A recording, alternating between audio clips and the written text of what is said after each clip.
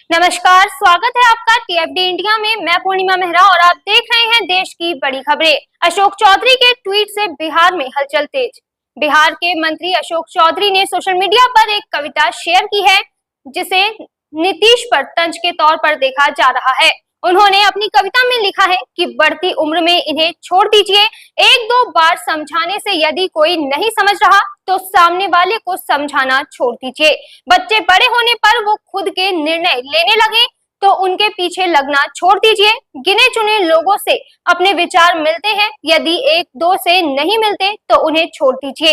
एक उम्र के बाद कोई आपको ना पूछे या कोई पीठ पीछे आपके बारे में गलत कह रहा है तो दिल पर लेना छोड़ दीजिए। इस कविता में उन्होंने आगे लिखा, अपने हाथ कुछ नहीं, ये अनुभव आने पर भविष्य की चिंता करना छोड़ दीजिए। यदि इच्छा और क्षमता में बहुत फर्क पड़ रहा है तो खुद से अपेक्षा करना छोड़ दीजिए। हर किसी का पद कद मद सब अलग है, इसलिए तुलना करना छोड़ दीजिए। बढ़ती उम्र में जीवन का आनंद लीजिए। रोजमर्रा खर्च की चिंता करना छोड़ दीजिए। उम्मीदें होंगी तो सदमे भी बहुत होंगे। यदि सुकून से रहना है तो उम्मीदें करना छोड़ दीजिए। ये कविता अशोक ने अपने ट्विटर पर पोस्ट की है, लेकिन इस कविता के मायने काफी अहम माने जा रहे हैं। लोगों का मानना है कि अशोक चौधरी ने नीतीश कुमार की बढ़ती उम्र का हवाला देते हुए इस कविता के माध्यम से उन पर तंज कसा है। अशोक चौधरी के इस ट्वीट के बाद जेडीयू नेताओं में हलचल पैदा हो गई है। इस कविता को लेकर नीतीश कुमार ने अशोक चौधरी को अपने घर बुलाकर फटकार लगाई है। हालांकि जेडीयू पार्टी के प्रवक्ता नीरज कुमार ने कहा कि नीतीश कुमार पर कोई निशाना नहीं साध रहा। नीतीश कुमार बिहार की जनता के दिल में बसते हैं। 19 साल से राज्य के मुख्यमंत्री हैं। उन्हें ग्लोबल थिंकर और क्लाइमेट चेंजर बताया गया है। उन्होंने कहा कि नीतीश कुमार की साख पर कोई कैसे सवाल खड़ा कर सकता है। नीतीश कुमार जेडीयू ही नहीं, बिहार की जनता की पहचान है। नीरज कुमार ने आगे कहा कि अगर नीतीश कुमार पर कोई छंद भाषा का इस्तेमाल करेगा तो सीधा जवाब भी सुनने को तैयार रहे। खाने में मिलावट को लेकर सीएम योगी ने किया बड़ा ऐलान।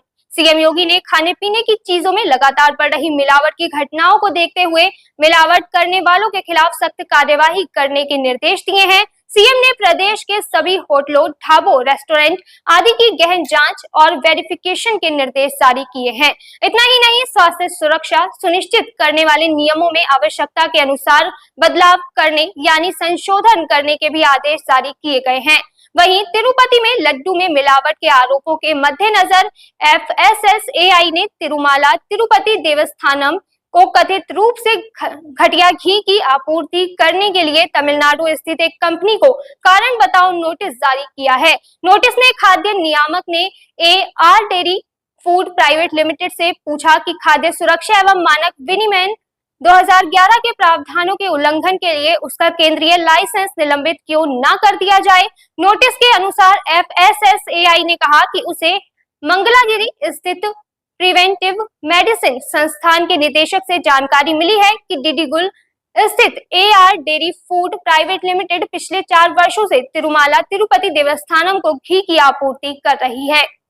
रेल हादसों में संलिप्त लोगों पर सख्त कार्यवाही करने की तैयारी में सरकार। बीते कुछ दिनों से लगातार रेल हादसों की साजिश के मामले सामने आ रही हैं। ऐसे में रेल मंत्री अश्विनी वैष्णव ने अपने एक बयान में कहा कि हादसों को लेकर रेल मंत्रालय सतर्क है और हम सभी राज्यों, डीजीपी और गृह सचिवों के साथ संपर्क में हैं। रेल हादसों की साजिश की जांच राष्ट्रीय जांच एजेंसी भी कर रही है। वैष्णव ने कहा कि रेल हादसों की साजिश रचने वालों के खिलाफ कड़ी कार्यवाही की जाएगी। इन हादसों के लिए जो भी संलिप्त है उसे छोड़ा नहीं जाएगा। आपको बता दें कि सोमवार रात करीब 10:30 बजे मिर्जापुर के पास ट्रेन पर पत्थर फेंके गए। इनमें से एक पत्थर गार्ड के ब्रेक पैनल पर भी लगा। पथराव की घटना में कुछ यात्रियों को चोट भी आई। कर्नाटक के सीएम सिद्धारमैया को हाई कोर्ट से झटका। मुद्रा घोटाले में कर्नाटक हाई कोर्ट से सीएम सिद्धारमैया को बड़ा झटका लगा है। कर्नाटक हाई कोर्ट की नागप्रसन्ना पीठ ने सीएम सिद्धारमैया द्वारा चुनौती दी गई याचिका को खारिज कर दिया है। आपको बता दें कि सिद्धारमैया ने कथित मुद्रा घोटाले में अपने खिलाफ मुकदमा चलाने की राज्यपाल की मंजूरी को चुनौती दी थी।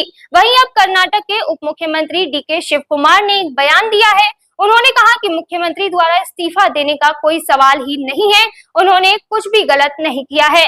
वह किसी घोटाले में शामिल नहीं है। यह भाजपा द्वारा एक राजनीतिक साजिश है। हम उनके साथ खड़े हैं, हम उनका समर्थन करते हैं। वह देश, पार्टी और राज्य के लिए अच्छा काम कर रहे हैं। अमेरिकी दौरे से भारत वापस लौटे पीएम मोदी। अमेरिका में अपनी 3 दिवसीय यात्रा के दौरान पीएम मोदी ने न्यूयॉर्क में संयुक्त राष्ट्र में क्वाड लीडर्स शिखर सम्मेलन और भविष्य के शिखर सम्मेलन में भाग लिया। इसी के साथ उन्होंने अपनी यात्रा के दौरान कुछ प्रमुख द्विपक्षीय बैठकें की और जापान, ऑस्ट्रेलिया सहित कई अन्य देशों के प्रमुखों से मुलाकात की। इस दौरे के दौरान पीएम मोदी ने वियतनाम के राष्ट्रपति से मुलाकात की, जिसको लेकर उन्होंने एक्स पर लिखा, वियतनाम के राष्ट्रपति टो लाम से मुलाकात की। हमने भारत वियतनाम मैत्री के पूर्ण आयाम पर चर्चा की। उन्होंने आगे लिखा, हम कनेक्टिविटी, व्यापार, संस्कृति और अन्य क्षेत्रों में सहयोग बढ़ाने के लिए तत्पर हैं।